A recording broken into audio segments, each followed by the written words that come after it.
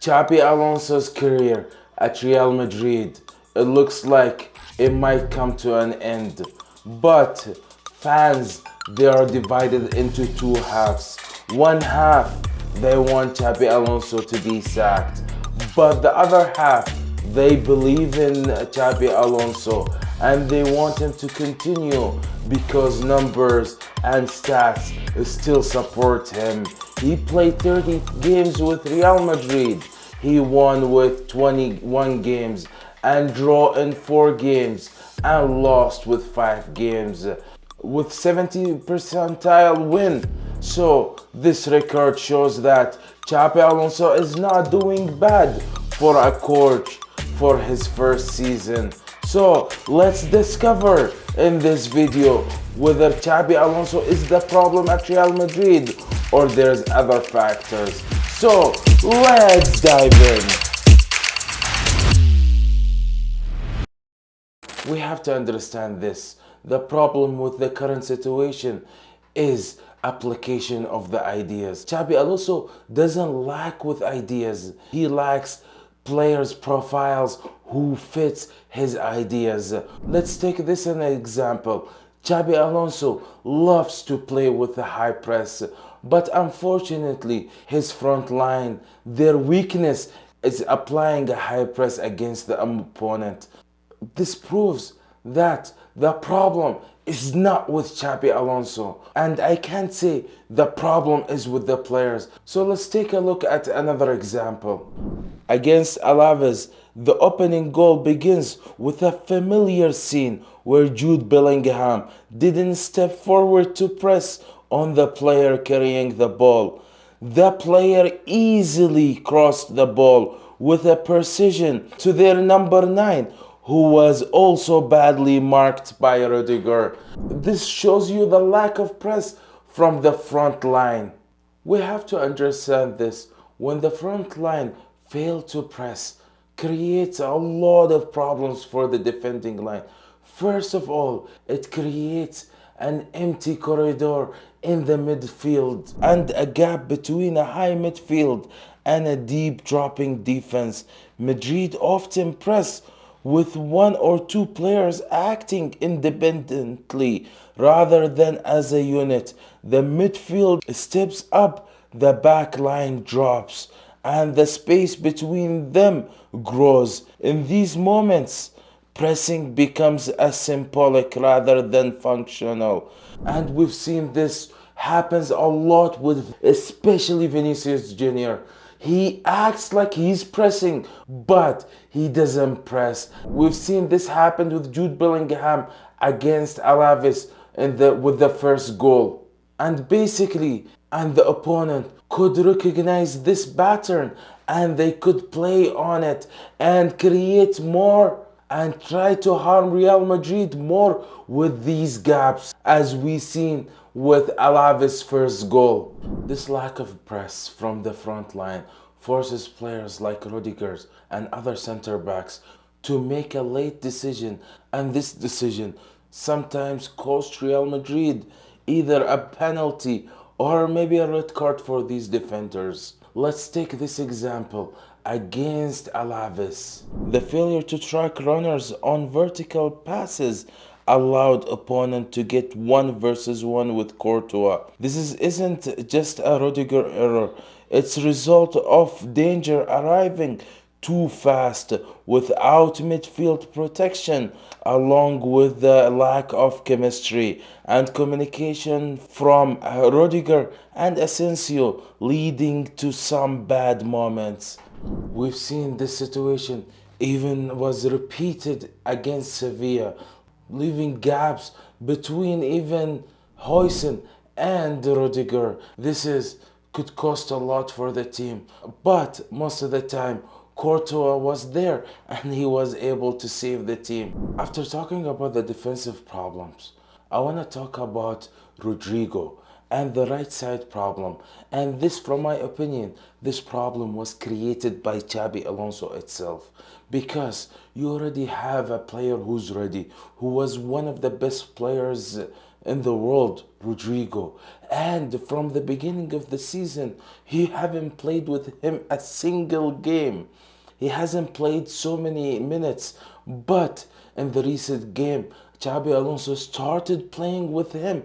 We've seen that the right side started improving when Rodrygo was there. So let's take a look at some examples here. In Alaves' game, when Rodrygo dropped back deep to retrieve the ball and launch a counter-attack, and this proves that adding him back to the squad injected more attacking solutions. Rodrygo is not just amazing defensively, but he's wonderful during the build-up. In the same game against Alaves, he was dropping back to the midfield, receiving the ball and starting the build-up. Wow, wow, wow, wow. This Rodrygo, if he's been utilized good tactically, he's a wonderful player.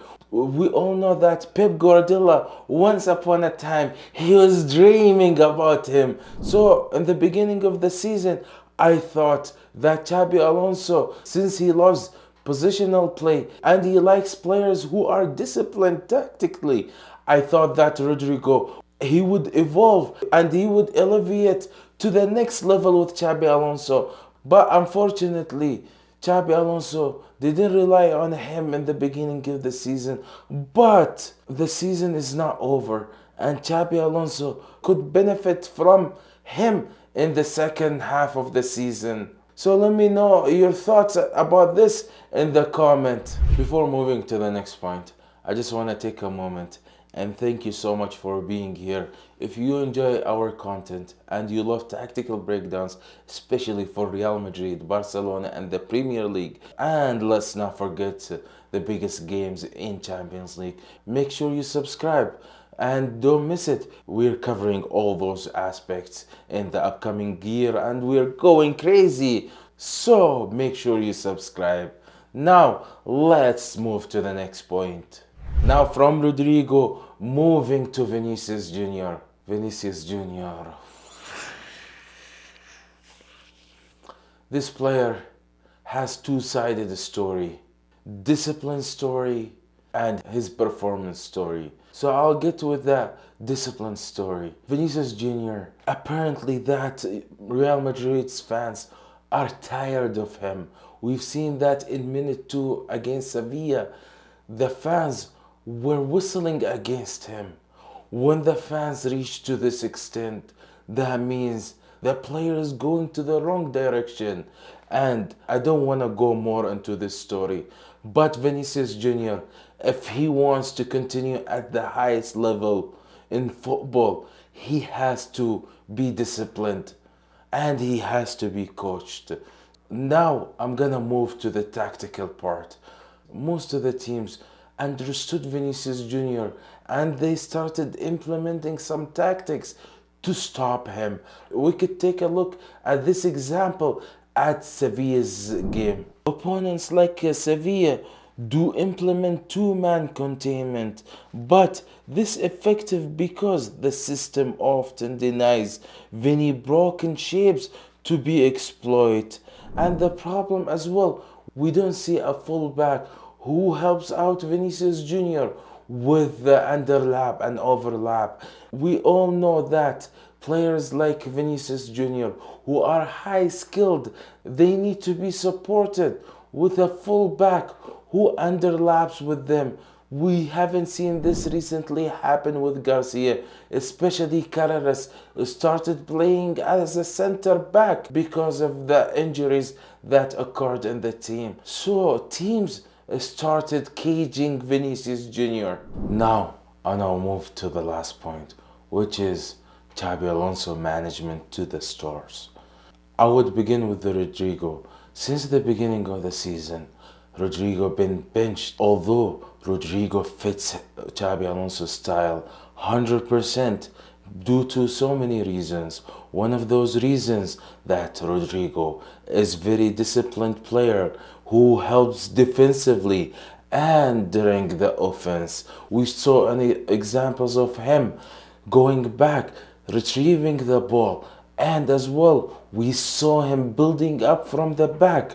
He's for sure needed in Xabi Alonso's system.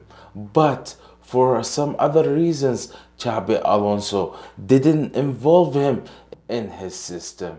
The second point I want to get to is Xabi Alonso dealing with Bellingham.